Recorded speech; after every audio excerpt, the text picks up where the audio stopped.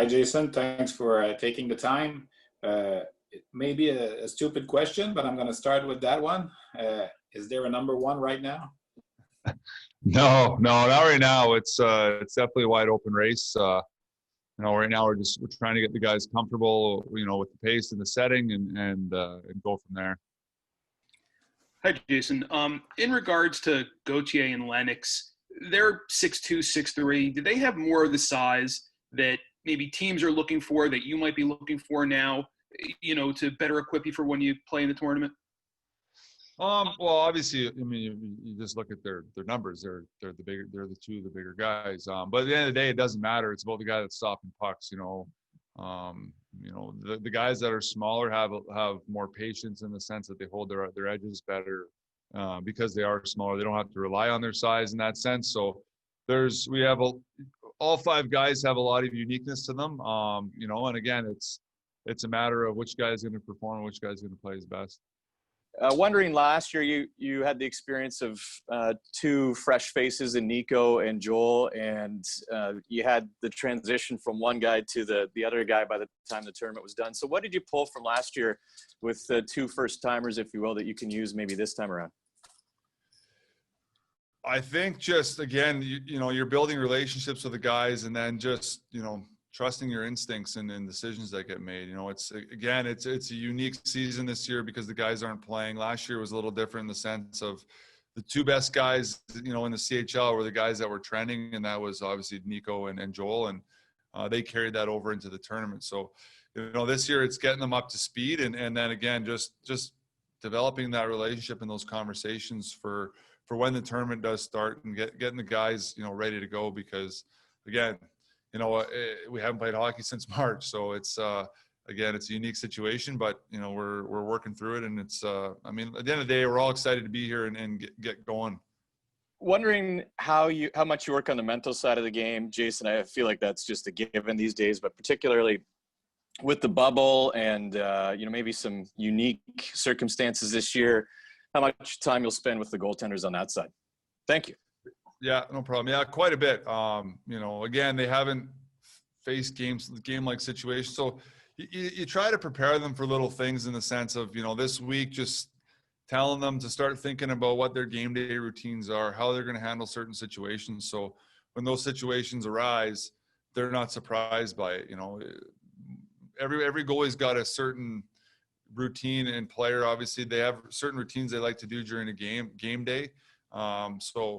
When you've got it all prepared and you've got it already thought out of reminding yourself of the things you do to get ready for a game, when you show up for the game, you don't have to think about that. You're not wasting your mental energy on those kinds of things. So little things like that. And then just, again, like helping them through the process. Obviously, I was lucky enough to play for as long as I did. I had a lot of great coaches and people along the way that helped me. I learned a lot over the past, however many years, and coaching last year with the World Junior team, obviously leaning on that experience. So you try to talk to them about certain things. You check in with them every day.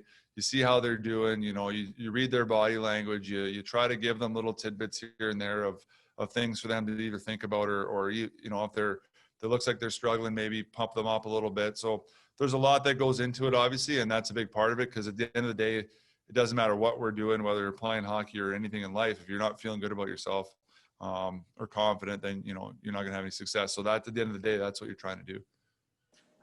Yeah, hi, Jason. Just, with all the uniqueness that comes into this tournament, this camp, you've got five guys, they've never been part of the under-20 process before. At least in years past, you've had guys who at least went to the camps before the tournament.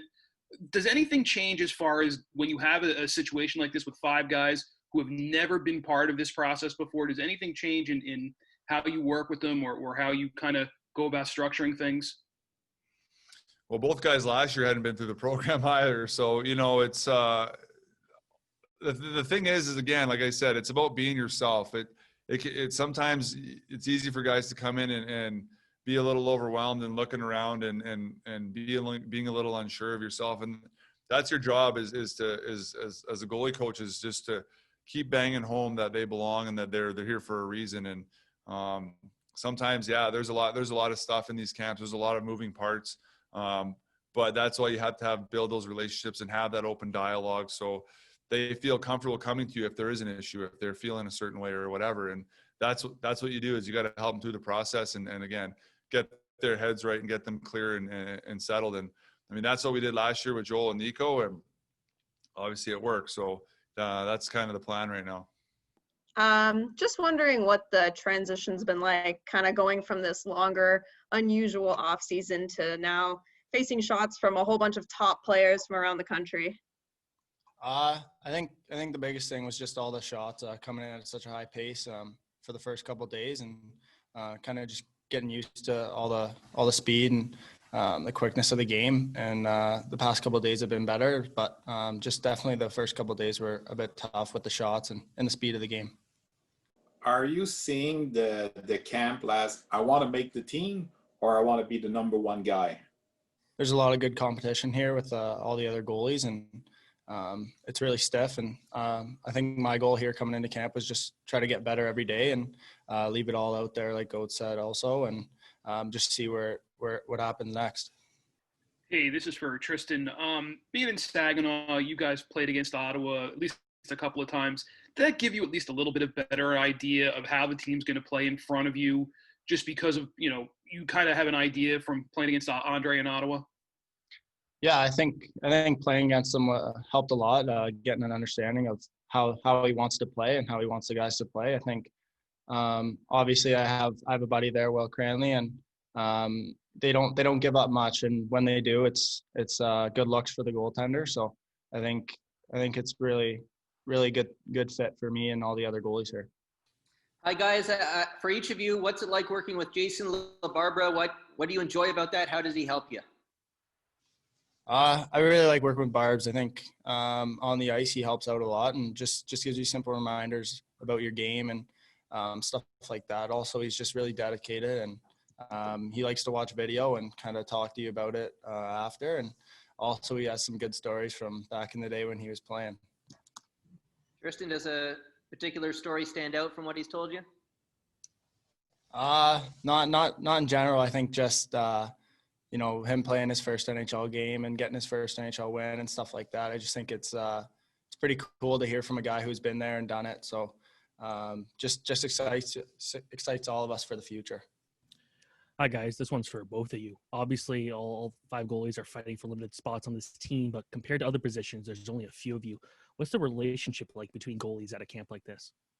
Yeah, I think on the ice we're competing at high levels, and obviously we want to beat the other guy when we're on the ice. But then when it comes off the ice and getting to know each other a bit better and getting to know the guys, and it's just been a blast getting to know Goats and all the stuff he's been through with Hockey Canada and stuff like that. So I think, like I said, on the ice we're competing, but off the ice we get to talk a little bit.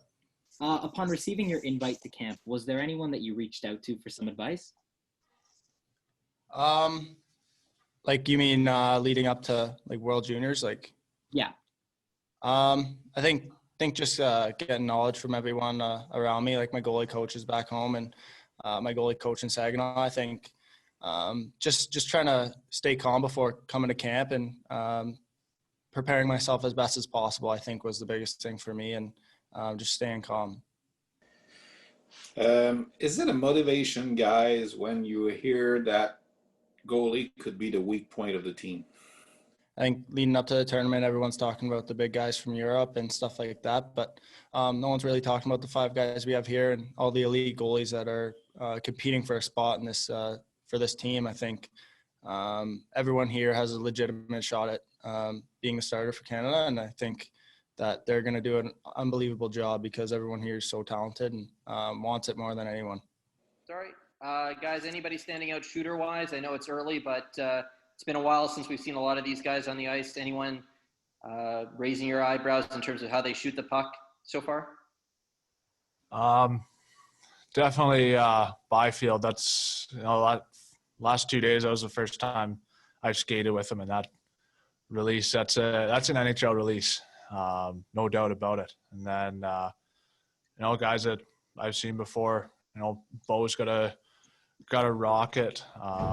Cormier surprised me quite a bit with his he's got a pretty good one-timer on him for a little guy. So everyone can shoot here, but I think those are the 3 that have not necessarily surprised me, but impressed me the most. Yeah, kind of the same answer. I think Byfield has just stepped out here and been a man against boys here, and his shot is just unbelievable, and he's a big body, so I think that kind of plays part in that. But also, I think Poulin has a really good shot, and he's got a quick release, and he's not afraid to play the rebound. So definitely him and Byfield have stuck out for me.